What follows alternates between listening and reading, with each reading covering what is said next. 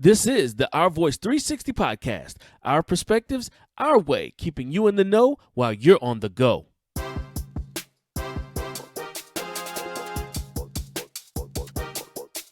This podcast was created with you in mind. On Our Voice 360, we'll give you inspiration, sports, business and leadership tips, Black history, and entertainment.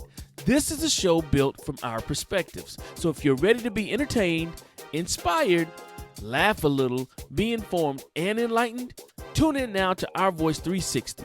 Let's go!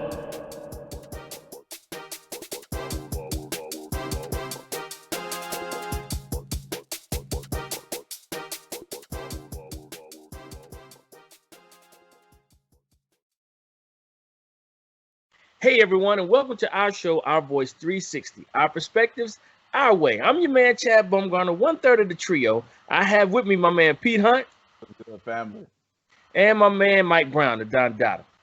Blessings. And with that, let's go ahead and get into it. As you know, our show is brought to you by Elect Graphics and Photography. Allow your visions to become reality. And CDB Consulting. Great leadership equals great results. How are you leading? And if you want to get in contact with us about sponsorship or just to let us give us feedback on the show, you can reach out to us at ourvoice360@gmail.com and we'll get back to you as soon as possible. Mike, what we got on that inspiration, brother? Come on, Mike. Right. Lift this up. Lift this up. All right. I got you.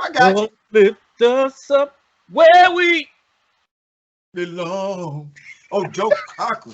All right, so today I was doing a lot of thinking over the past week. Don't hurt yourself. I know, right? And God sends you blessings in many different forms. Okay. Wow. And because you pray for something, Mm-hmm. the way you think is not always how God sends that blessing to you. Come on now. You done said a word right there. But That's so true. because of some people's pride, Mm-hmm. they choose to not accept the gift in which God sent them because they think that the person is doing it because they're looking down on them. Mm. You feel me? Oh, So wow. my thing is, don't allow your pride to hold you captive. And even in the good book, Proverbs 16:18, pride cometh before the fall. Come on now. You know what I mean? So be aware that God is working for you. And when he sends that blessing, accept it for what it is.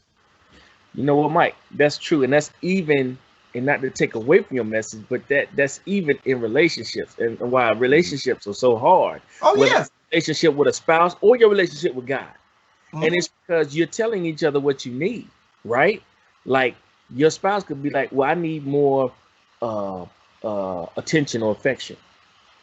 And so you're giving it, but because it's not the way she wants to see it, she shuts it down or she don't see it at all. Yeah. Or like what you said, you asking God, please, Lord, help me, buy this house or, do whatever. Mhm. So he puts certain things in your life to help you acquire the house, but it's not the way you saw it. And Yeah. so you just negate it all together. And it's like, you don't have the house. I'm like, where's the house? Oh, I know what it is. Y'all remember that? It wasn't even a joke. I don't even know if it's a I know what you're talking about. But When it's the like man was going to die. Good, right? Yeah. Good. And the guy goes up the first level. Then the water he goes up to the second level. Then the water comes up. He gets to the roof. Now the Lord sent a boat by. And he Yeah. said, come on, jump on. He said, I'm waiting for the Lord to save me. So then he sends A helicopter. a helicopter by, says, come on, grab the rope or the ladder. No, I'm waiting on the Lord to save me. And so then one more time, the Lord sends another vessel or vehicle to come save the guy. He said, no, I'm waiting on the Lord to save me. So then the man drowns. And so he gets to the gate and said, Lord, I prayed for you to save me. And the Lord said, well, stupid, I sent you a boat, a helicopter, and something else, and you didn't take it. So Yeah. that's pretty much the moral of what, the way I see it. what Mike is saying, and so many of us miss that because we're trying to look at and receive that blessing the way we want to see it instead of saying, Lord, make me receptive to how you're sending it. So I'll know it when I see it. Yeah. You know what I'm saying? I'll know it when I see it. It's not like, well, I want my wife, but she needs to be 5'2", brown skin, and this and this, and needs to be that. And, you know, he sends you somebody different. She might have short hair. Don't mean she can't grow it. You know what I mean? It might be 6'3". but you got to pray for, I think the word is discernment. I may be wrong on that's the word. Yeah, You're right. You're right. discernment, so that you can see it in the way that he's presenting it to you, so that you can grab that blessing and not miss it. Because I can't tell you how many times I've missed blessings because I'm looking for, like Mike said, in a certain way, and it wasn't brought a certain way, and it's like, I guess I ain't gonna get it. You know, and it's like, dummy, here it is. Yep. You know what I'm saying?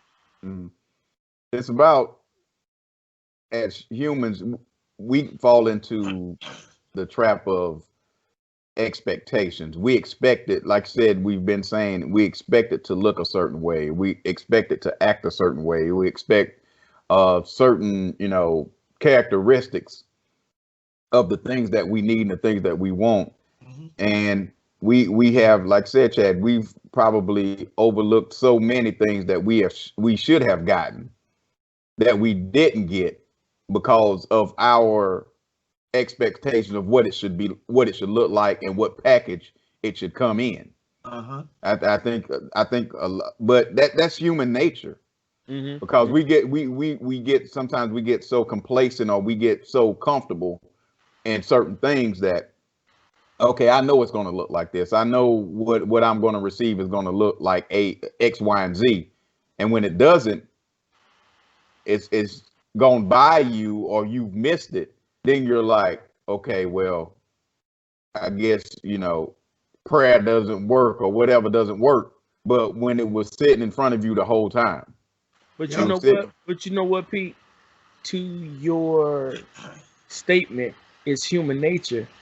I agree partly. The other half is because we're talking about, well, I mean, because Mike's message is talking about seeing blessings in a certain way. It's our lack of communing with the Holy Spirit or with God. Because if we would do that on a regular basis and we get to know God, then we'll know how God works and how he blesses us. So when it does happen, it's like, that's God working right there. I already know, because I know God. It's just like with your spouse, when you or your loved one, when you live with them and you communicate with them, you get to know them, their ways or whatever. A lot of times things will happen. Be like, I know that's them because that's their manner, their behavior, their demeanor. The same way with God, when you are in prayer with him on a regular basis and reading his word and praying for discernment and understanding, when things happen in your life, it's like that's his behavior. That's how he works. I know that's him working. But a lot of it, and I'll fall on the sword on this one and say I don't do it as much as I should. So a lot of times my connection with God is not as strong as it once was, and that's on me to strengthen that. You know what I'm saying? So I can recognize what he's doing when it happens. Fact. Yeah, so I appreciate that inspiration moment, man. Always you give us a jaw dropper and a heart lifter. So definitely appreciate that. Yes, sir. Pete, sports, Sports. All right, let's talk about some of these sports that's going on in the world today. Talk about it. I'm going to hit on two topics today. First of all, the NBA playoffs. As we're recording this, we had a game last night.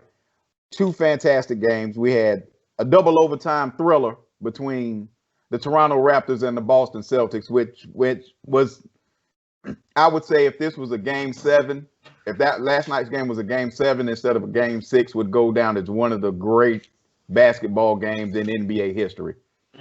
Because it was a very, very good game. Late in the game, the Celtics were up 12. Raptors clawed back with the help of Kyle Lowry, of course, the leader of their franchise. He ends up with a big 33 points, plays 53 minutes, in this double overtime game. It comes down basically to a last shot. Marcus Smart off balance three. He misses it, goes out of bounds, and the Raptors win the basketball game.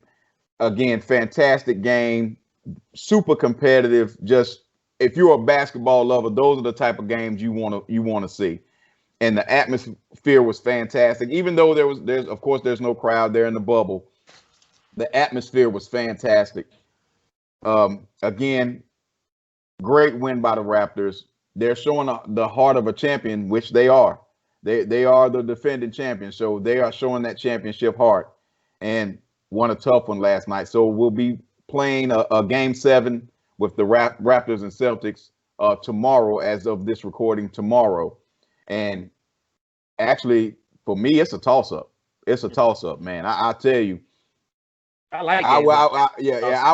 I would have thought, with Boston taking a 2-0 lead in the series, that, it was going to be over. But Toronto, again, showing that heart, man, has pushed this series into a game 7. And honestly, for me, it's a pick 'em, because I don't know what the Celtics have been playing great, but it's just something about Toronto right now, man.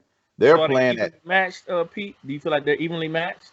No, actually, I really think Boston has a lot more talent. I really think they have a lot more talent, but you have veteran guys who has won a championship like Toronto. You have the Kyle Lowrys and the Serge Ibaka's and the Marc Gasols, grizzled veteran guys who don't panic. They don't panic, and they've been through the grind of the playoffs. Boston, even though they're young, they've played well. Extremely talented, but they're young. Mm-hmm. They're young. They've had a couple 7-game series, but they haven't really, been really tested like this, being up. Now they've been behind and caused the 7-game series, but they've never been up and then allow a team to come back and push them to a 7-game series. So that's the difference with this team. You were up 2-0. Now you're in the 7-game series. Will your youth show? Will you stand up to the pressure of Toronto, or will you fold? So Boston, a very young team, more talented than Toronto, but they just don't have that experience. And again, will talent beat veteran leadership? Grizzled veteran. That's what this game is going. Game 7 is going to basically boil down to. And also last night, at the time of this recording, the Clippers took a 3-1 lead on the Denver Nuggets. Kawhi Leonard, this is why he's one of the top 3 guys in the league, top 5, but in some people's eyes. Huge game, 33 points, 11 rebounds, 9 assists, 1 assist away from a triple-double. Again, Paul George didn't play well. He didn't have but 10 points.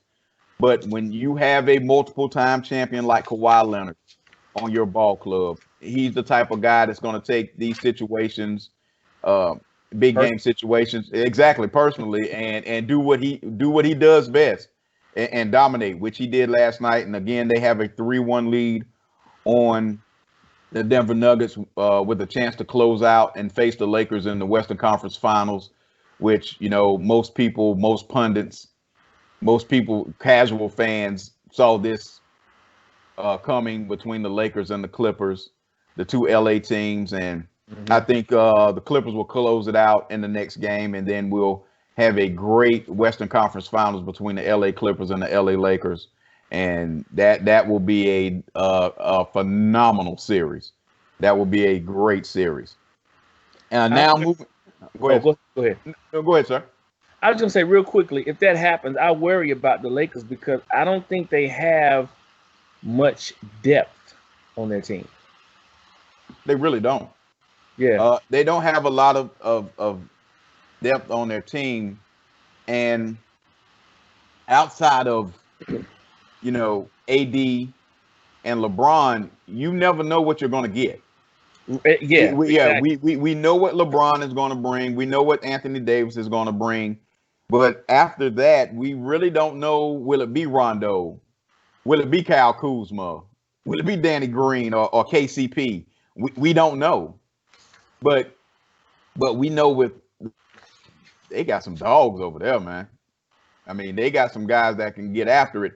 And if Paul George comes to play at any point in these playoffs, It's gonna be a problem. it's going to be a problem for the Lakers. It's going to be a problem because, again, you have guys that can really score the basketball. I mean, you have the two best bench players in the league on your team with Lemon Pepper Lou and Montrezl Harrell.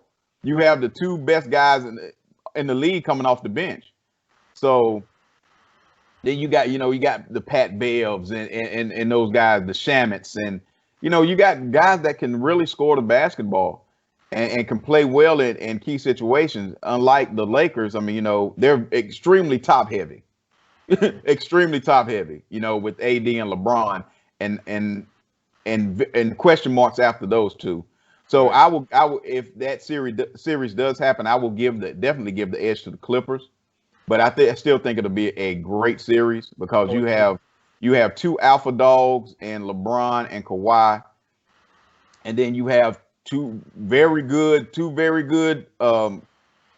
second co-actors and co-actors and Anthony Davis and Paul George. So I think those guys will kind of cancel each other out.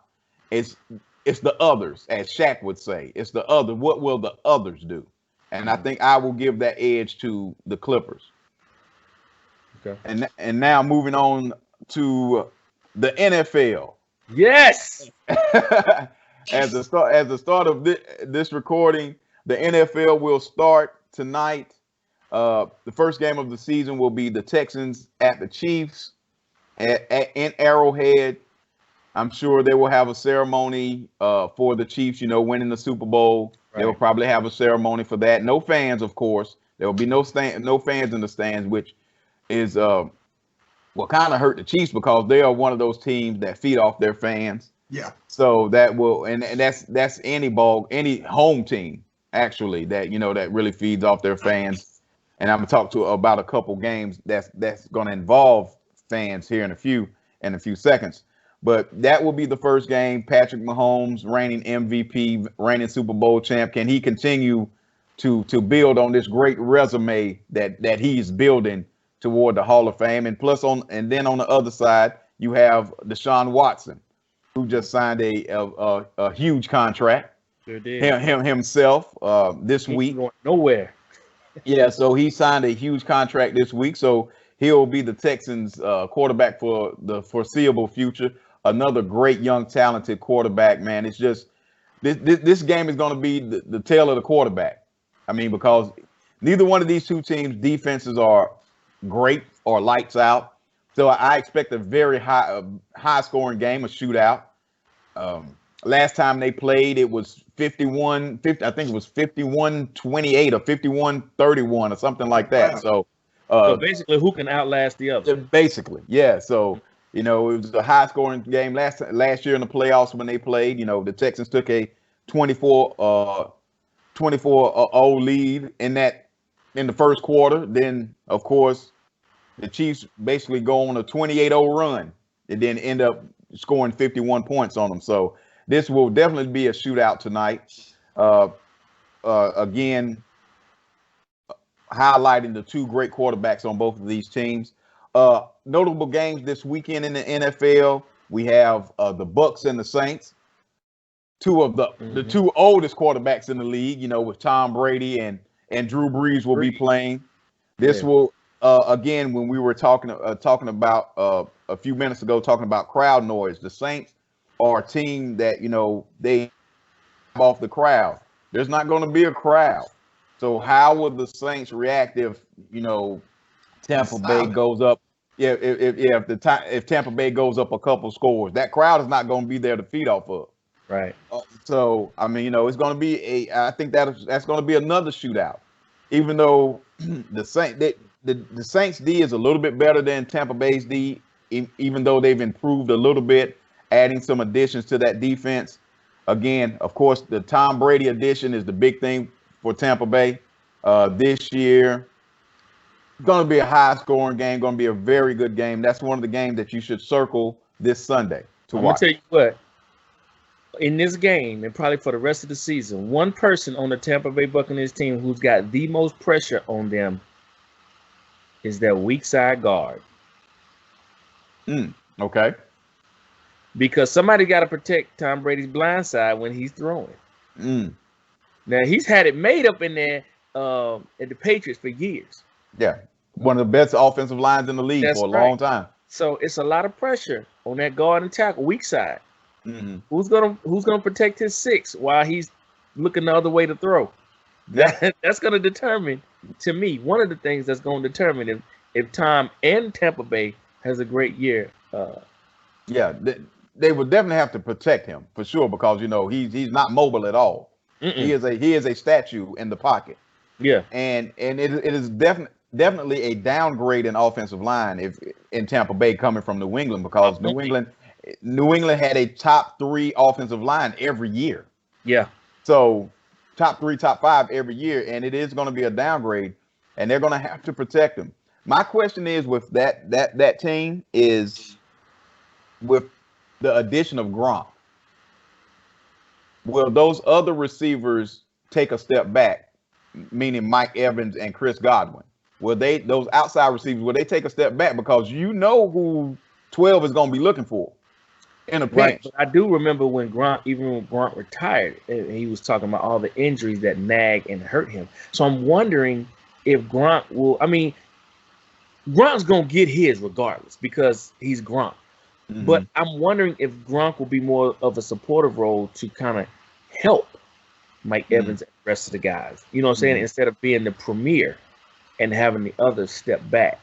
It's going to be interesting to see how that dynamic works. Yeah, and that's my question. My biggest question. You may not want to be the man anymore. He's done what he's needed to do. So I think it's all about just wanting to play with Brady now. But my thing is this: you go to what you're comfortable with. Yeah. You go to what you're comfortable with. Yeah. So if Gronk, and they have OJ Howard, they have 3 great tight ends with OJ Howard, and they have another decent tight end too. If Gronk plays a lot of minutes and a lot of time, Tom is comfortable with 87. Oh he yeah, is. But the whole thing is with training camp and all this other stuff is for Tom to get comfortable with Mike Evans and the other tight ends and to do a lot of film together to get them to understand how he runs his shot. So I'm hoping, even though I'm not a Tampa fan, I am a lover of the game. I'm hoping that the gelling is taking place or has been taking place over the summer, because there's nothing like real game experience. You know what I'm saying? But still, like you said, it's with a quarterback, it's all about a comfort zone. Can Mike Evans and the rest of the crew, can you create separation for Tom to thread that needle? Can you do it like Gronk, or is he just gonna have to say, you know what, Gronk, it's gonna have to be me and you this year? So and that's not gonna sit well with that team. It's not. Because you got some studs on the outside now. You got some studs out there. So moving on to another game that I have circled for this weekend, the Browns and the Ravens.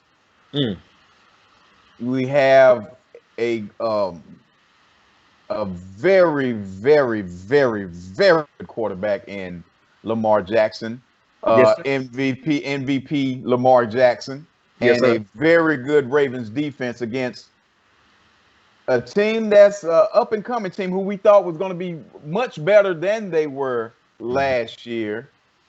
They really didn't live up to par because you have the old. Say it again. Is that due to coaching?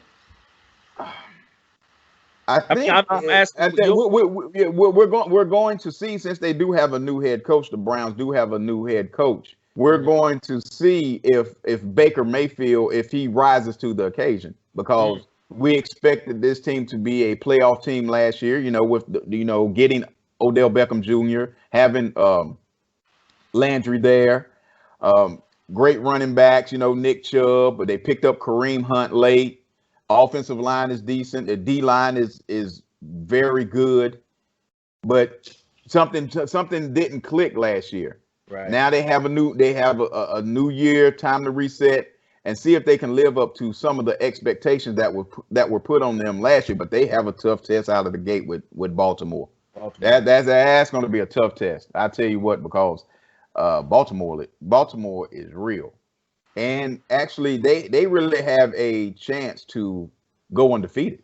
Because if you look at they have, like, I think the second weakest schedule in the league this year. So according to who they play, so they have a really good chance of running the table this year. I mean, unless barring injuries, of course, something happened to Lamar or something like that. Barring injuries, they have a really good chance of running the table. And my third game I have circled this weekend is the Packers-Vikings. The reason I have this game circled is because of Aaron Rodgers. Who is Aaron Rodgers now? We know we hail him as a legendary Hall of Fame level quarterback, which he is. Last year, he took a huge step backwards. He was not good at all last year. So with no training camp, actually really no big time. He has one big time receiver in Devontae Adams. Really no other receiving threats that, on that team. I mean, unless somebody really steps up and comes to the forefront, he really doesn't have anybody outside of Dante Adams that he can really throw to. I mean, you have Aaron Jones, who came out of he was finally given a chance and just exploded last year when he was finally given a chance by their offensive coordinator. I just really need to know who Aaron Rodgers is this year. Will he be the Hall of Fame quarterback that we know that he is, or will he be the guy that we saw last year who was really not that good? I think he ranked last year by Pro Football Focus. He was ranked the 22nd quarterback in the league last year. After last year, he was ranked 22nd. And that's not who we know. That's probably gonna put a chip on his shoulder this year. Oh yeah, exactly. So that's not the guy that we're accustomed to up in Green Bay. So I have that game circled just because we really want to see what Aaron Rodgers is going to bring to the table this year. And if he starts out good Sunday against the Vikings, it may be a very big comeback year for Aaron Rodgers this year. Very big year for Aaron Rodgers. So that's what I have for the sports brief this week, gentlemen. I appreciate it, family. Thank you for listening. No problem. Appreciate you. Oh yeah. So now we come into the segment where we're talking about this week's edition of Chad's Leadership Corner, where you will get tips and insight on business and leadership. And with that, we'll go ahead and dive right into it. So coming from the business aspect, this is really dope. I don't know if y'all heard about this. Black woman real estate developer uses shipping containers to build custom homes and commercial spaces. Yeah. Really dope concept. I like this. I had to do some digging into this. There's actually a channel or a show on HGTV committed to, shipping containers, turning them into homes. People buying land and using that. Really cool, man. So the lady named Jessica Lewis, founder of Mobu, M-O-B-U, Mobu Enterprises, a black woman-owned real estate development firm in the green building industry, is redefining residential and commercial spaces around the world. With over 40 years of experience in operations, construction, and development, Mobu Enterprises is restoring community education, advocating, and improving the environment with sustainable products and self-sustaining shipping container spaces and designs. Now, empowered by a team of architects and designers, Mobu Enterprises have created award-winning designs distinct from each client's unique vision. Building custom residential and commercial structures out of durable shipping containers, the company is pioneering the future of green living with structures that are waterproof, windproof, and fireproof, and able to withstand the demands of today and tomorrow for future generations. While embracing the customized approaches, Mobu Enterprise also makes available a variety of prefabricated residential and commercial floor plans to get clients started in the process of building their dream structures. Each floor plan uses the unique properties of shipping containers and accents to reduce carbon footprints and out-of-pocket construction costs with a sustainable, self-sustaining approach. Leading construction and design efforts from its state-of-the-art manufacturing plant, Mobile Enterprises designs its prefab containers in an approximately 20,000 square foot facility with a full assembly line that enables turnaround times of 30 days or less. A proud community partner, the company donates a portion of its annual earnings to global nonprofits to help make a difference in our local and global communities. Now, to date, Mobile Enterprises has pioneered many major domestic and international projects, including a coeducational school for the gifted in Ghana and several single-family home communities and multi-family complexes in Macon, Georgia. So if you guys want to learn more about Mobile Enterprises and what they do and the high-quality green building, please visit shippingliving.com. Shippingliving.com. So big ups to Miss Jessica Lewis for finding the niche and running with it. I'm very proud of her. That's for doing fantastic. it. Like I said, y'all got to check out the show on HGTV, how they take these shipping containers and they gut them, and then they just really make them look nice. When they finish with them, man, they really look like the inside of a regular house. Yeah. They really do. I saw one, it had a whole glass side on it. Yeah. Yeah, and you could look in and see the bed, the living room. It was hot. It's nice, man. And I seen one where this family, they've owned this land for generations, right? And so they were saying, instead of moving somewhere, why don't we just take a part of this land and just buy some containers, shipping containers, and then customize it to the way we want it. And so they had like 2 or 3 of them stacked. And like the top level, you could go outside and it's got like guarded rails all the way around it. And the view was amazing, man. You could see the mountains, Wow. the sunset, everything. And like Mike said, one side was all glass if you want it like that. And then they built the deck to where you had sliding doors. You can go out on the deck and chill. It's really dope, man. Really dope. Wow. Really dope. But okay, moving on as far as the business aspect is concerned. This is kind of cool too. Entrepreneur opens Houston's first black-owned drive-in movie theater. Y'all heard about this? Really, really neat. So, Space City Shows, the first and only black-owned drive-in movie theater in Houston, Texas, is open for business. 26-year-old Kari Sharif says he launched the venue to provide entertainment in the midst of the pandemic for people who love going to the cinemas, just like he does. This is him, and I quote, "I enjoy going to the movie, whether it's to see a new movie or even an old movie," Sharif told Sharon, CHRON. I guess that's a news paper down there or something. You know, the blue icy, some nachos, and some candy? Well, I wasn't able to do that with coronavirus going on. So my mind got to wondering, and I thought, starting a drive-in movie theater.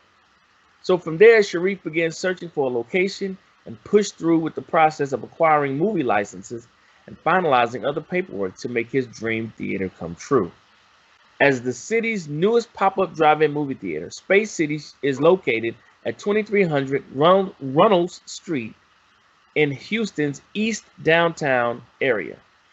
It offers a wide range of movies from old to new that will be shown every weekend. Moviegoers also get to enjoy the skyline view of the city. So I guess wherever the property is, there's the backdrop is the city skyline, which is kind of dope. Wow. So they'll get to enjoy the view of the city as well as various food choices from food trucks and a live DJ before and after each film showing. For more information about Space City Shows or to purchase tickets online, visit spacecityshows.com. Now that's dope. I like the DJ thing, you know, in between movies and stuff. I like that. All right, now on to the leadership aspect. Today I'm talking about one leadership trait that separates exceptional leaders from the rest. When researchers looked at the factors that separated exceptional leaders from the pack, one trait stood out above the rest, and that trait was compassion.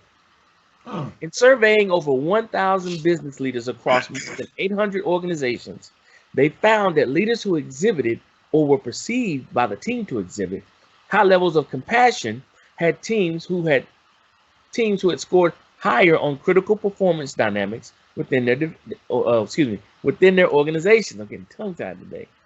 Teams led by compassionate leaders exhibited the following, which I'll break down in this segment: better intra-team collaboration, stronger commitment to the company, and far lower turnover rates than those led by less compassionate leaders. And when I thought about this write-up that I did a while back, I thought about Pete when he was talking about how when you're coaching some people, there's some people that you got to just get in their behind, like verbally, and then there's some you just got to pull to the side and put your arm around them and talk to them. Either way it goes, it's showing compassion for the player. It's showing, if I'm getting you behind, that's because I believe in you. And it's no different than if I got to walk off with this other one and put my arm around you and give you some reassurance. I believe in you as well. It's just different aspects that we have to go about. And that's a leader learning his or her players or teammates. So I just want to say that I thought about you, Pete, when I appreciate that, man. You know. Yeah. Did you ever think about me? The second one is better collaboration. When information and direction flows freely across your organization, the business operates at a much higher level of efficiency. Fewer conversations, emails, and meetings are required to generate forward progress on initiatives. However, when your company struggles to disseminate information across teams, the resulting friction costs you time and money because of lower productivity. The study looked at the level of collaboration between team members in different organizations and found that compassionate leadership was the common thread among companies with high levels of intra-team collaboration. High levels of compassion, the researchers found, inspired higher levels of trust between team members, who were then more likely to share important information with peers both on and off their team. Now, does your team believe that you as the leader have their best interests in mind? If so, the research also tells us that they'll be much more likely to share and collaborate using information that could be perceived as negative. Who wants to be the bearer of bad news in a company when messengers get shot? Definitely not me. Wow. The next one is stronger commitment. The difference between winning and losing in the market can come down to the level of incremental effort your team is willing to give in pursuit of the company's goals. Are you managing a team of people watching the clock, or one that will run through a brick wall for the business?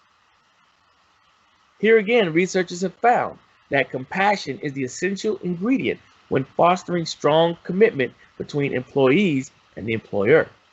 When the leader demonstrates empathy, it shows situational awareness and is perceived to act fairly, employees become more committed to the cause and are therefore more apt to go the extra mile when such a moment presents itself. When the chips are down, in other words, will your team do whatever it takes to win, or will they just do enough to get by? Your ability to build commitment will increase your ability to inspire commitment and earn that incremental effort. And the last part was the lower team turnover. It's hard enough to run a business. Excessive employee turnover can make it downright disheartening at times. So when I see a company with annual turnover rates north of 35 to 40%, I immediately know that something is getting in the way of the relationship between the team and the company. Research on employee tenure and loyalty tells us that when leaders are perceived to have high levels of compassion, their teams are more likely to stay with the company. 15% more likely, in fact. For a 50-employee company, a 15% improvement in employee retention can translate to nearly $400,000 in additional profits per year. Wow. Gracious. Show me somewhere in your business you're going to find $400,000 in profit improvement. As a leader, making the investment of time and self-reflection to lead with compassion puts money back in your pocket. With that being said, are you a compassionate leader? Does your team believe that you have their best interests in mind? Wow. So 400,000? Not only being a compassionate leader, now this is based off the studies, not only does being a compassionate leader strengthen the relations between employee and employer, it produces productivity, it reduces low turnover rate, because you know that to bring somebody on and even to fire somebody costs money. Exactly. Yeah, you got to train them and do all that. Exactly. So if I can find a way to work with my employees and strengthen the relationship, the retention rate is stronger, meaning they will stay. Keeping, at least in that aspect, if I have a 50 employee company, if I can retain 15%, that's over $400 in my pocket that I ain't lost. All because I took the time to encourage and motivate and find ways to strengthen my relationship with my team or my employees. Well, that's in anything, Chad. I mean, if you show people that you care about them, I mean, why wouldn't I want to stay with a company that that cares about my well-being and cares about not just my productivity, you know what I'm saying, what I bring to the company, but actually cares about. Of course, I would, and gives me the things that I need that that help move me along in the company. Whether it's money, whether it's promotions or whatever, or just a genuine care about me. I mean, you would want to work for a company like that. Pete, it's so common sense, but at the same time, if you look at companies today, a lot of that is not even being done because you got a lot of people who don't understand what true leadership is. They want to just bark orders and say, well, this is what you need to do, point blank, period. Instead of building a rapport with the team. It's simple as a dimple. It really is. Leadership is lonely. That's for doggone sure. Because nobody, if you're doing it right, nobody understands all the hats that you wear as a leader to ensure that your team is highly productive, that they're gelling and working together. Just like with a coach, you got to be an encourager. You got to be an inspirer. You got to be a psychologist sometimes. You have to be a mediator. You have to be a unifier. You have to be so many things as a leader. You know what I'm saying? And people don't really get it because when you really understand true leadership, it's not cookie cutter. It really isn't. And it's more than just quote unquote on the clock. It's off the clock too. Yeah, I mean that. Whew, if more businesses and people in general would look at it that simplistically, if you show compassion, you show empathy, you're going to be better off, not only as a company but as a person. Right. I mean, it's just. I mean, it like I said, it's just so simple, man. But you got to get rid of the egos first because a lot of times people equivocate their title to who they are as a person. And if you dwindle yourself down to believe that my importance of me being a human being is tied to that job and that title, there's a problem. Yeah, that's a sad case. That's a problem. Yeah, because you could lose that job and title tomorrow. And people lose their sense of identity because they're like, I'm such and such supervisor, whatever. Okay, and then you lose that job. Then they're like, well, I'm nobody. No, you are. Or your being is not wrapped totally around that position or that title. But that's why you need to, not trying to cut you off, that's why you should treat people with compassion. Because like the older folks said, the same toes you step on the way to the top might be the same behind you got to kiss on the way down. You know what I'm saying? You might get demoted. Now the same people you bark orders to, you work with. Right. Right. Are they going to accept you as one of them? You know? But that one trait, just being compassionate, will work wonders. Yep. But okay, fellas, well, that's it for me. If you would like any leadership development training, team building coaching, or diversity training, please don't hesitate to contact me at 678-571-2773, or you can email me at chad@chadbumgarner.co. And remember, great leadership equals great results. How are you leading? Mike, the Dun Dada. We need these pearls, these Black History pearls. What you got for us today? All right, fellas. Today we're going to be discussing C.R. Patterson and Sons Company. Mm. They were the first Black-owned automobile manufacturers in the United States. Okay. Charles Richard Patterson, he was a former slave, escaped captivity by moving to Virginia and then settled in Greenfield, Ohio. He worked as a blacksmith for many horse-drawn carriage companies. He also became friendly with a lot of white carriage company owners, such as J.P. Lowe and others. But he and J.P. Lowe went into business together in 1873 and maintained a successful business relationship. But in 1893, they ended up splitting because of the automobile evolution. It impacted their business. In 1910, Patterson passed away and his son took over the business. He was a young football player from Ohio State. He debuted the company's first Patterson Greenfield automobile, which sold for $850 and was reportedly a superior vehicle to the Model T Ford that debuted in 1908. Yep, that's exactly what I heard too. Mm-hmm. Yeah. They started manufacturing buses shortly after that because of Ford's market dominance and the money that Ford had, which they could not compete against.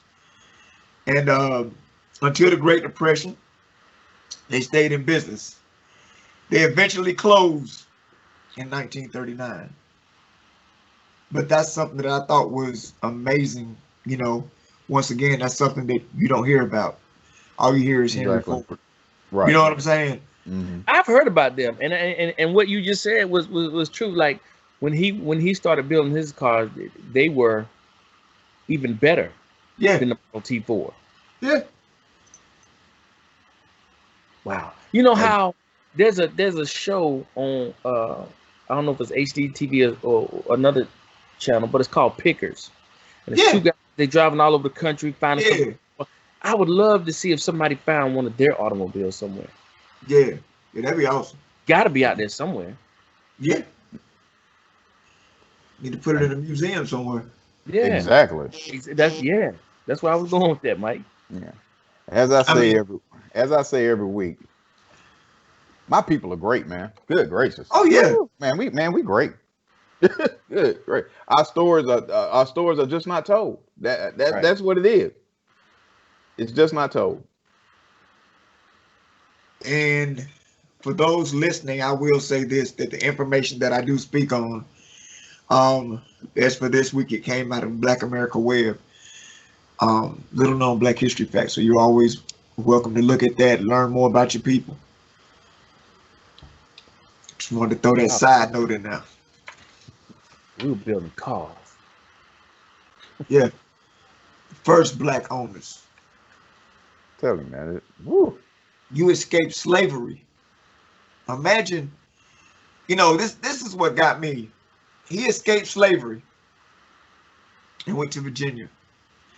Imagine if all the slaves had a chance to get out of slavery, the things that they could have invented with the knowledge they had. But that's the thing, Mike. The things we did invent as slavery. Yeah. As slaves, yeah. Yeah. That we never get credit for. Exactly. Will. So don't ever think that your people are just worker bees. But I think it was Mike. I think it was you. Oh, it might have been Chad that said a couple episodes ago. We wasn't termed lazy until we stopped working for them. Oh, I said that. Yeah, Chad said that. I said, yeah, don't get Mike Okay. that. Why you had to look? He said it, but I take claim for it. But yeah, we weren't claimed as lazy people until we stopped working for them. Exactly. For free. But yeah, for free. Yeah, built this whole country. This whole economic system is built on our people's backs. But we lazy. Okay. All right then. Yeah, we lazy.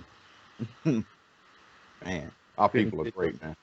Man. Yeah, But we they suck. say that's well.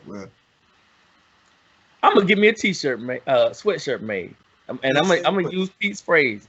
My people are great. Dash Pete Hunt. There you go. There you go. And on the back it's gonna say, but they say we lazy. Okay. And don't nobody try to steal that. It's patent pending. Brother said it's patent pending. Well, Mike, thank you for that Black History, man. Yes, That's sir. Yes, sir. Give us that, make us stand a little taller and walk a little straighter. I always say that, and I say that with all truth and honesty. That's showing up truth right there. But now, ladies and gentlemen, welcome to the edition of You Know How We Do, segment of the show where you hear news and updates about us in the entertainment industry, as well as Black achievements. With that being said, we're gonna go start off with the entertainment section. All right, check it out. So, Beyonce donates an additional $1 million to help Black-owned small businesses. Y'all heard about this? Yes, sir. Yeah. Beyonce celebrated her 39th birthday on September 4th, and on her big day, she continued to do her part and give back. The superstar donated $1 million to help Black-owned small businesses. Queen Bee's Be Good shared on social media, proud to announce $1 million in additional funds from Beyonce to help Black-owned businesses. Round 2 of funding opens this month with our partner, the NAACP. Now, back in July, Beyonce partnered up with the NAACP on their Black-owned small business impact fund, which, as explained on their Instagram, assists, and I quote, small businesses negatively impacted by recent events. The NAACP is proud to partner with Be Good to help strengthen small businesses and to ensure economic empowerment for Black businesses, end quote. Round 1 of applications for the Black-owned small businesses impact fund closed in late July, just a few weeks after it was initially announced, with the recipients receiving grants announced in August. The second round of applications opens this month. Donations can be made to the fund and businesses can apply via NAACP's official website. Many businesses across the country were affected by COVID-19 pandemic and continue to be, especially small businesses.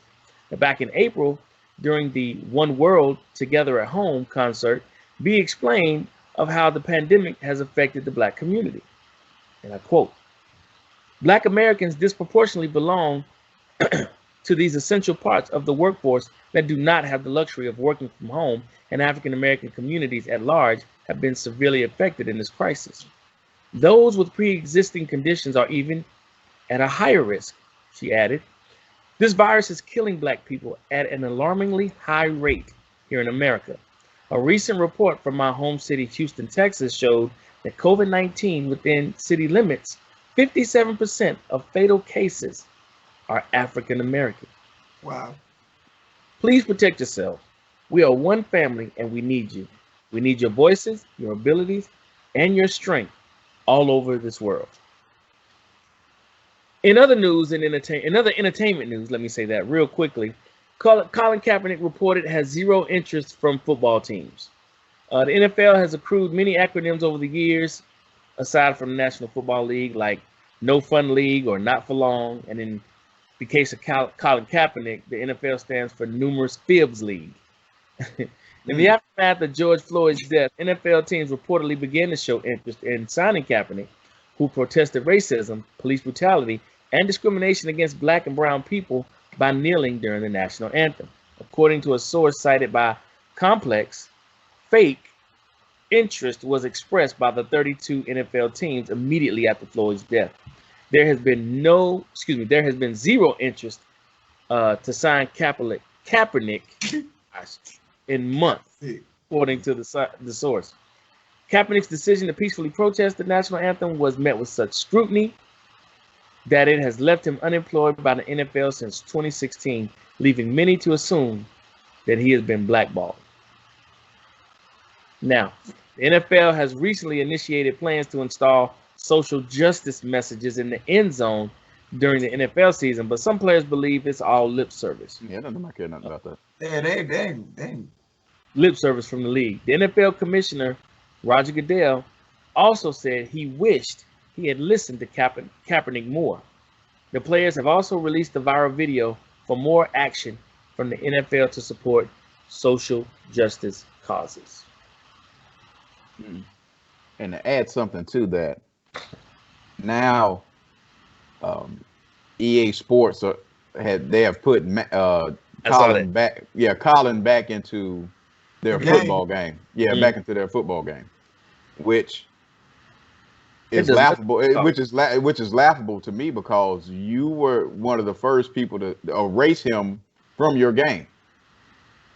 You erased him. I mean, it was songs on the soundtrack of those games that you went in and took his name out of the soundtrack, out of the songs. That's how serious you were about erasing Colin Kaepernick from your game. And now all of a sudden, it's nice to be kind to black people now. So it's not as hot as it was. We'll give you back. Yeah, it's not as hot as it was. So now we can, we'll put you back in the game now. Man, this is a joke. It's a farce. The NFL is a farce as far as when it comes to Colin Kaepernick. They had no intentions of ever allowing him to be in the NFL ever again.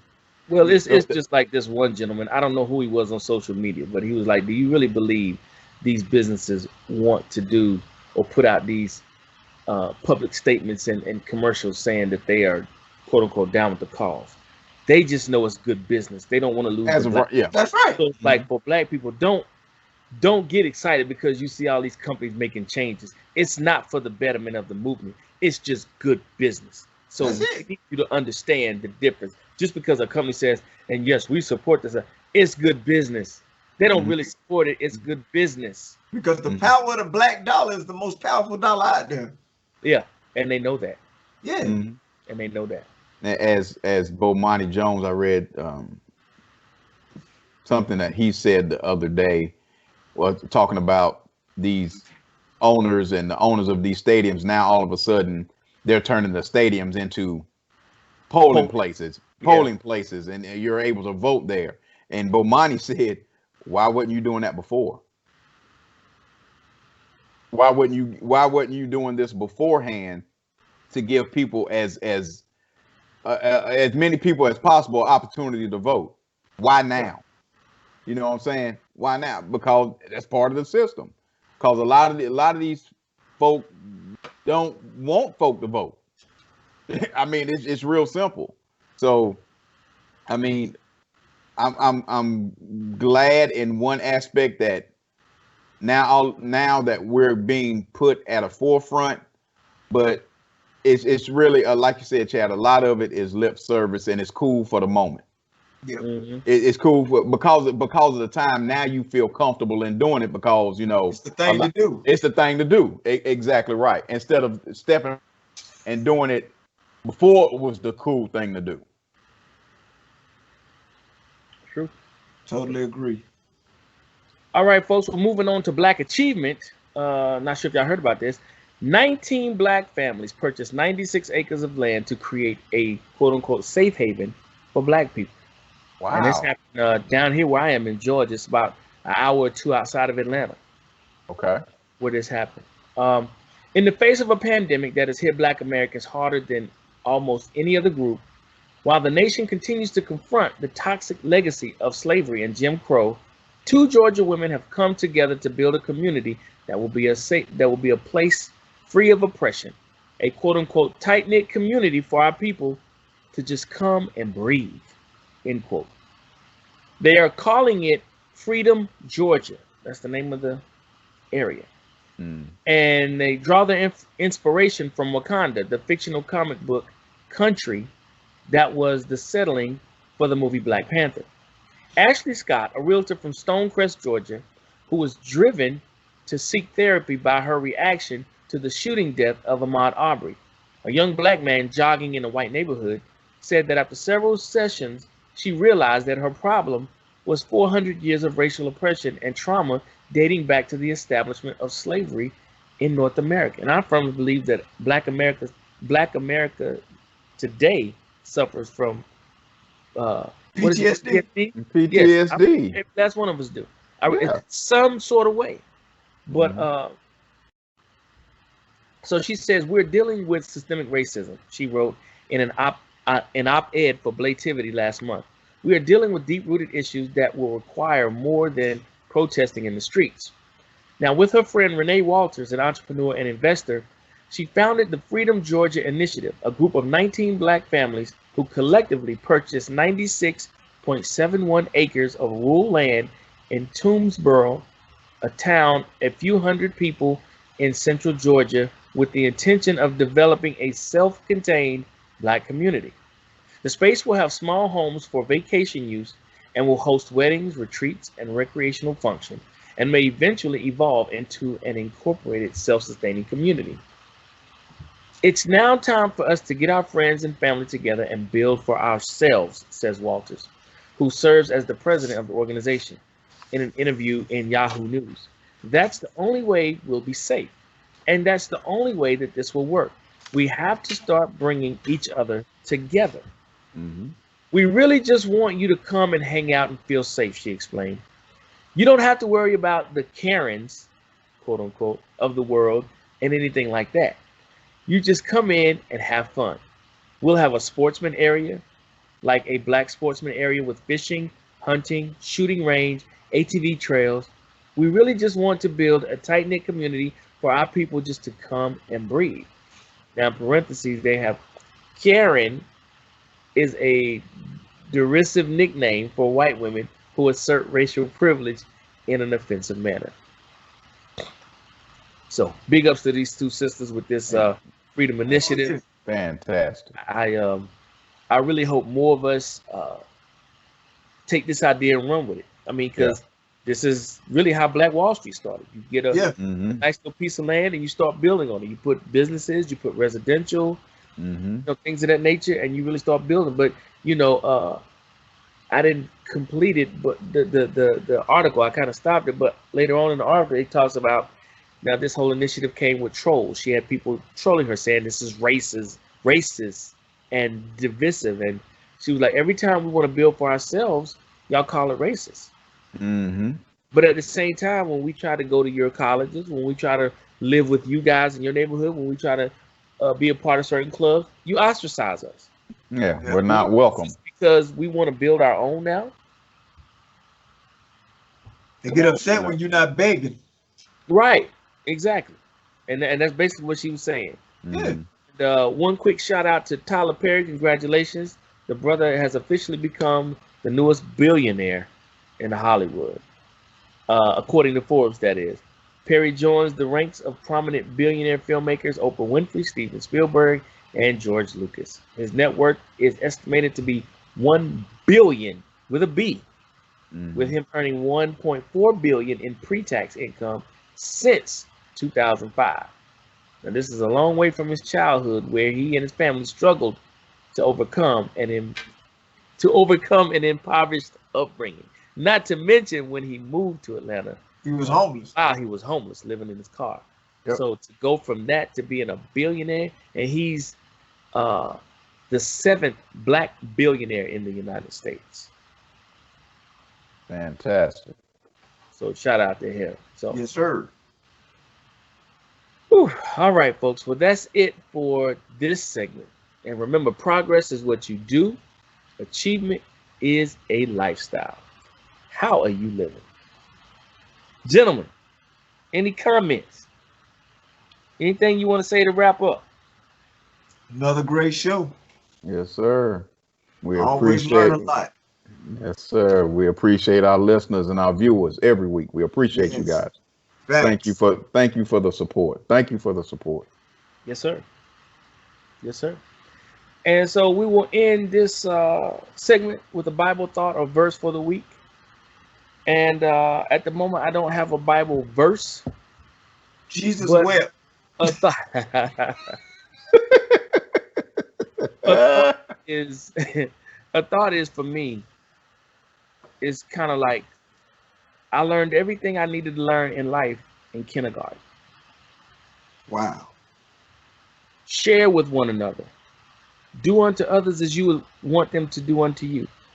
Be kind to one another. Smile. These are things we learn as children that for some reason, as we progress and we grow up, we just pretty much throw that in the trash. But if everybody, every single individual in this world would just go back to what we learned in kindergarten, sharing with one another, learn how to share with one another, be kind to one another, it will be amazing the turnaround in our environments and in the climate in which we now live in. And one more thing. Yes. One more thing Mm-hmm. that we learned in kindergarten that you failed to mention. Take time out of your day to take a nap. I know that's right. I know that's right. Find you a place Yes, sir. to close your eyes. You can get the mat. You can do the mat. You can do the couch. We grown now. Do the bed. Take you a nap. Relax. Take a nap. Hey, a power nap works wonders. I'm trying to What? say. I know that's right. Let the body reset. I know that's right. I like that, Mike. I like that. All right, ladies and gentlemen, that's our show for this week. Thank you for tuning in to Our Voice 360, our perspectives, our ways. Be blessed, be safe, and we are out. Peace. Take a nap.